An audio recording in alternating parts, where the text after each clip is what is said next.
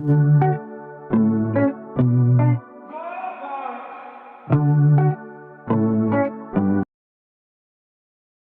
51 Wanita Aneh. Hei, kamu tunggu dulu. Hanya saja Zaiden Zhou belum sempat berjalan, wanita itu sudah berjalan mendekatinya. Lalu memeluk lengan Zaiden Zhou untuk kedua kalinya. Sebenarnya kamu ada urusan apa? Zaiden Zhou merasa tidak berdaya, dia hanya bisa menghentikan langkah kakinya, lalu bertanya dengan mengerutkan alis.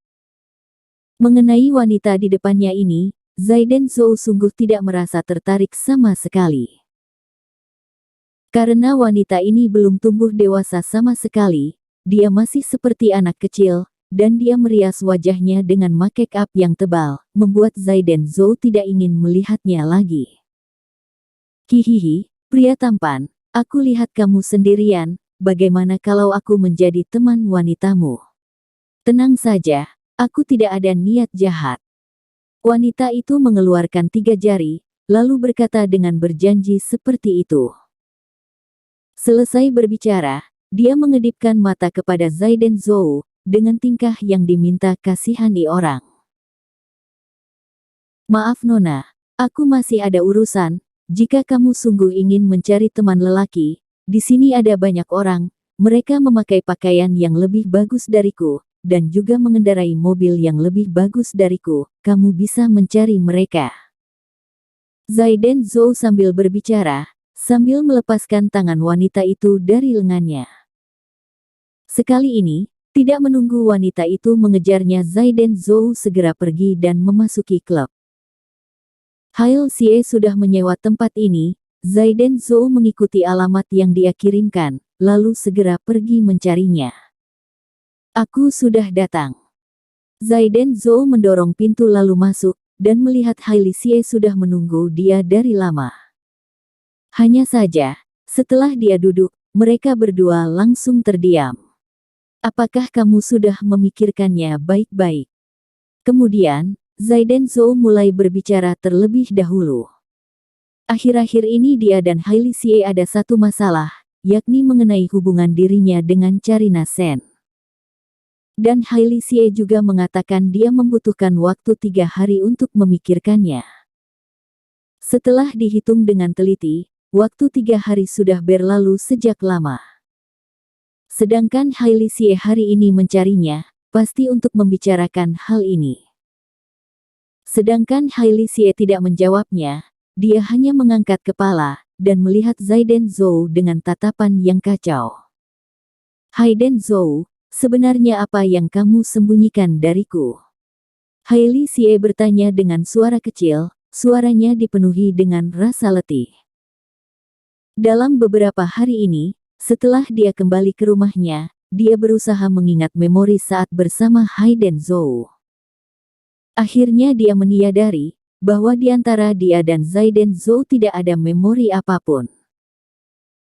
Semenjak Zaiden Zhou memasuki rumah keluarga Xie, tidak hanya ibunya, seluruh keluarga Xie, bahkan dirinya, juga tidak bersikap baik kepada Zaiden Zhou. Apalagi akhir-akhir ini, Joyous Cosmetic Corp menemui masalah besar, semakin membuatnya merasa kesal. Saat memikirkannya kembali, Hail Xie menyadari bahwa dirinya sungguh tidak memahami Zaiden Zhou. Mungkin yang dia ketahui hanyalah, Zaiden Zhou mempunyai ibu yang sakit. Tapi akhir-akhir ini, perubahan Zaiden Zhou sungguh terlalu besar. Sangat besar hingga membuat Hail Xie menjadi tidak paham. Dari orang yang sangat pendiam, sekarang dia menjadi pemilik saham Outstanding Corp, dan penanggung jawab proyek Whitening and Anti-Aging Factor. Dan dirinya juga mendapat bantuan dari Zaiden Zhou. Jika ini terjadi di saat sebelumnya, ini semua tidak akan terjadi. Hailey, apa yang bisa aku sembunyikan dari kamu, selama ini, apakah kamu masih tidak tahu aku orang seperti apa? Zaiden Zhou berkata dalam hati, jika dia tahu Hail Xie tidak pernah percaya dan memahami dirinya.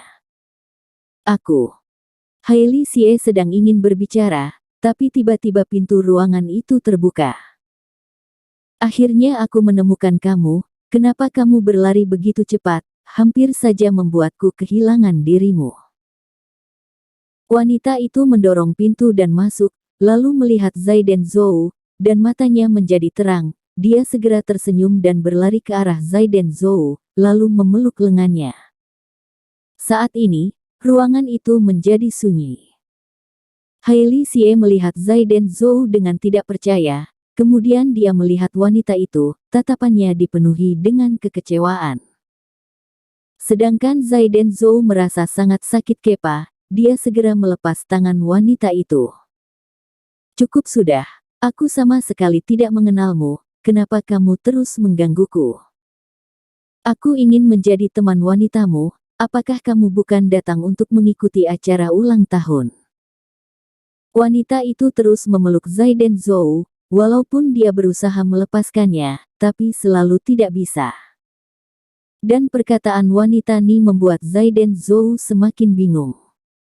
Ulang tahun apa? Aku sama sekali tidak tahu, apakah kamu tidak melihat aku sedang menemui orang lain? Zai dan Zhou merasa marah, lalu dia segera berdiri, kemudian melepas tangan wanita itu, dan melototinya. Dan saat ini, wanita itu baru melihat Hailey Xie yang berada di hadapan Zai dan Zhou, tatapan matanya langsung berubah. Wah, kakak ini sangat cantik, apakah kalian semua datang untuk mengikuti acara ulang tahun Alice? Wanita itu melihat Hailey Xie, dan langsung terkejut, dia segera melepaskan Zai dan Zhou, dia berjalan ke arah Hailey Xie, dan memegang lengan Hailey Xie dengan ramah, seperti kakak adik yang akrab. Lakers Club adalah tempat yang sangat mewah. Ini adalah kali kedua Zai dan Zhou datang ke Lakers Club, dia sama sekali tidak mengenali jalan, dia berjalan dengan perlahan, dan dia kehilangan dua pria itu. Jangan sampai terjadi masalah. Dia berkata dalam hati, Zai dan Zhou berpikir dengan teliti. Jika niat dari orang itu tidak benar, maka dia pasti akan melakukan sesuatu kepada wanita itu. Dan kejadian seperti itu, tidak mungkin dilakukan di tempat yang terang, dan juga tidak mungkin di tempat yang dipenuhi orang. Kalau begitu, orang itu pasti akan memilih tempat yang gelap. Berpikir sampai di sini, Zai dan Zhou pun berjalan mengikuti arah lampu yang gelap. Huhuhu. Melewati sebuah belokan, di sini hanya ada sebuah lampu kuning, dan lampu lainnya sudah semakin menggelap. Dan Zai dan Zhou juga bisa mendengar ada suara tangisan, yang datang dari arah belakangnya. Hahaha, Barbisu, bukannya kamu begitu sombong? Bukannya kamu selalu tidak mempedulikanku? Sekarang bagaimana? Apakah kamu masih tidak akan mau berada di hadapanku? Zai dan Zhou baru saja datang di depan sebuah pintu di ruangan itu, dan dia sudah mendengar suara yang sombong itu. Jason Dai, cepat lepaskan aku, jika pamanku tahu perbuatanmu ini, dia pasti tidak akan melepaskanmu. Terdengar suara wanita itu, antara menyombongkan diri dan juga panik.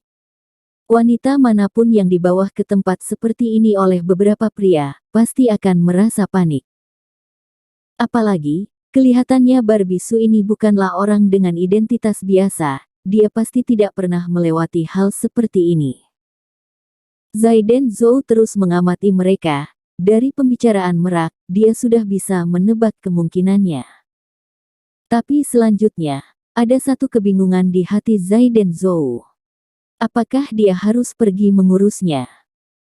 Karena, dua orang itu harusnya saling mengenal, dan juga sepertinya paman dari wanita itu adalah orang yang berkuasa. Orang seperti ini, apakah Jason Dai berani mengganggunya? Hehehe, Barbisu, berhentilah menakutiku dengan membawa nama pamanmu itu. Mungkin kamu sudah lupa, kalau sekarang pamanmu sedang di acara pesta Alice Chen, dia tidak ada waktu untuk mengurusmu. Dan jika aku merekam video untukmu, sampai saat itu jika kamu ingin pergi mengadu, aku akan mempublikasikan video ini, dan membiarkan orang lain melihatnya. Sebenarnya Barbisu kamu orang seperti apa, hahaha. Jason Dai tertawa licik, dan dia berjalan perlahan ke arah Barbie Sue. Kemudian dia mengulurkan tangan ingin membuka baju Barbie Sue. Ah! Suara teriakan itu membuat Zaiden Zhou yang berada di luar pintu tidak ragu-ragu lagi. Dia segera mendobrak pintu dan masuk ke dalam. Hentikan! Zaiden Zhou melotot dan menatap pria muda itu dengan tatapan tajam. Saat ini, Jason Dai sedang berjongkok di hadapan Barbie Sue dan mengulurkan satu tangannya. Dia sudah menyentuh baju Barbie Sue. Hanya perlu tenaga yang ringan, maka dia akan membuka baju Barbie Sue, sedangkan tubuh Barbie Sue akan terlihat begitu saja. Huhuhu, kakak Zaiden, tolong aku. Kehadiran Zaiden Zhou membuat Jason Dai dan Barbie Sue langsung terkejut. Tapi sangat cepat, Barbie Sue segera mengenali Zaiden Zhou, dan dia segera berteriak. Siapa kamu? Jason Dai berdiri dengan muka yang seram, dia menatap Zaiden Zhou, dan tatapannya sangat tajam. Aku malah ingin bertanya, kamu siapa? Apa yang ingin kamu lakukan? Lepaskan dia. Zaiden Zhou berusaha untuk tetap tenang, dan memarahinya. Walaupun dirinya dan Barbie Sue tidak saling kenal, tapi dia tidak bisa membiarkan hal ini terjadi. Hahaha, sungguh konyol, ternyata ada orang yang bertanya aku siapa. Jason Dai tertawa terbahak-bahak, lalu dia segera walkie-talkie di pinggangnya, lalu dia memberi perintah. Di mana kalian? Apakah kalian sudah meninggal? Cepat datang. Zaiden Zhou belum sempat memahami apa yang terjadi, lalu belasan orang datang dan mengelilinginya. Bocah, sekarang, aku akan memberitahumu, siapa aku. Jason Dai tertawa, lalu mengangguk kepada bodyguard-nya. Bocah, dia adalah Tuan Muda Dai, anak pemilik Lakers Club, kamu sudah membuat marah Tuan Dai, maka jangan harap kamu akan bisa keluar dari Lakers Club ini. Satu bodyguard keluar, dan berkata dengan sombong. Dan Zaiden Zhou mengenali orang ini, dia adalah salah satu orang yang membawa pergi Barbie Sue. Tapi, hal ini membuat Zaiden Zhou semakin kaget, karena identitas Jason Dai ini. Ternyata dia adalah anak pemilik dari Lakers Club. Tapi mau bagaimana lagi, walaupun dia adalah pemilik Lakers Club, dia juga hanyalah salah satu bawahan dari keluarga Zhou.